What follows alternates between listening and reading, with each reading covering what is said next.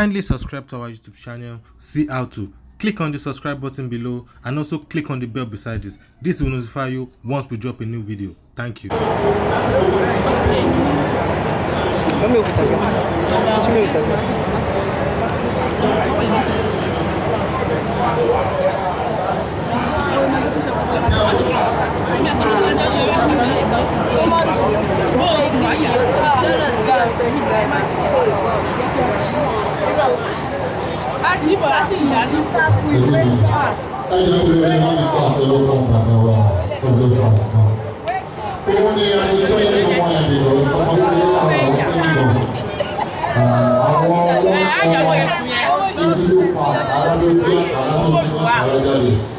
Because I want to work.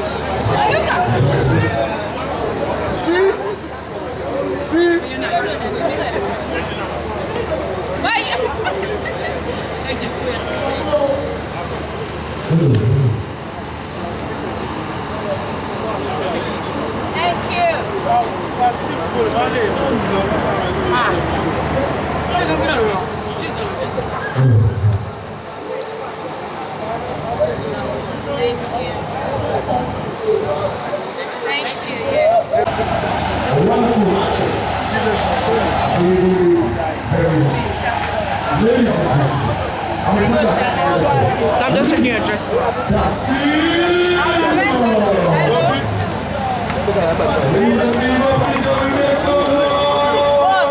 Your dress.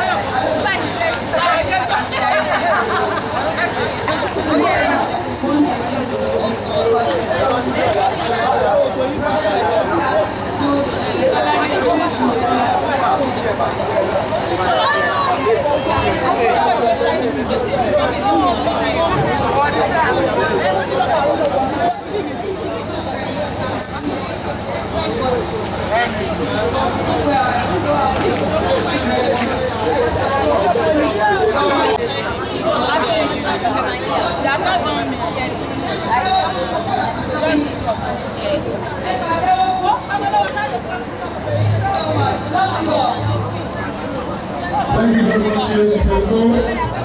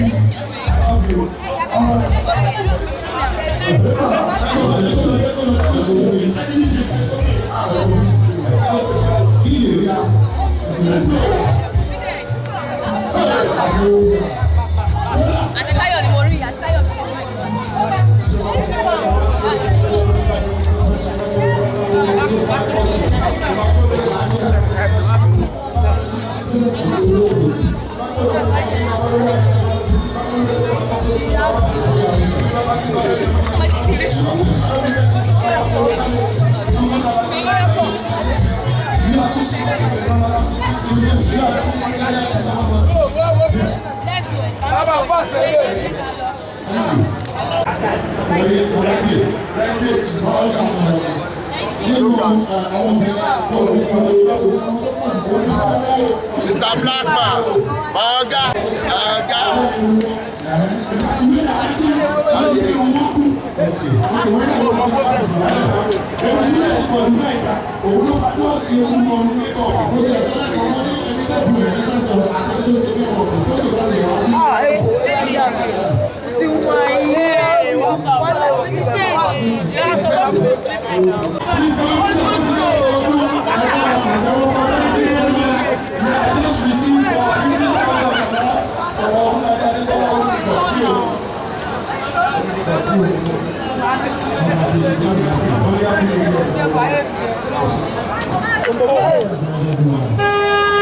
Oh, thank you very much. She was attending the meet.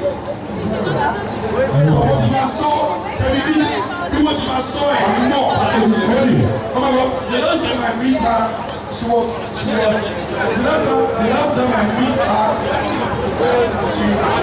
she was clear. So the last time I met her, we also, but because the big I was cultural. You're not telling me that the Yoruba people, before the arrival of the invitation of the whites, before the arrival of their religion, so all of them so the forefathers, they were able to shoot themselves, they were able to receive so many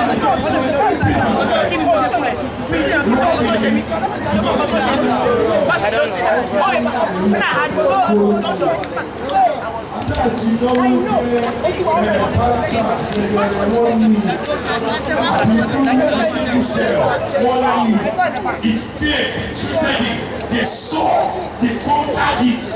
That is why, that is why ladies and gentlemen, you proud to speak your language. Wherever,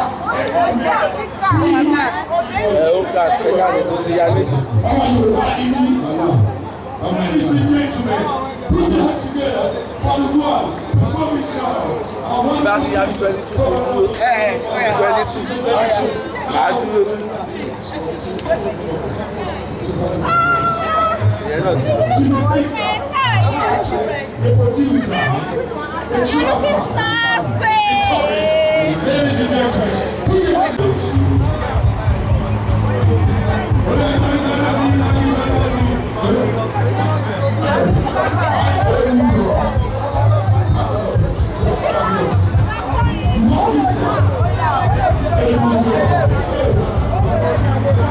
Thank you so much for watching. You want to see more?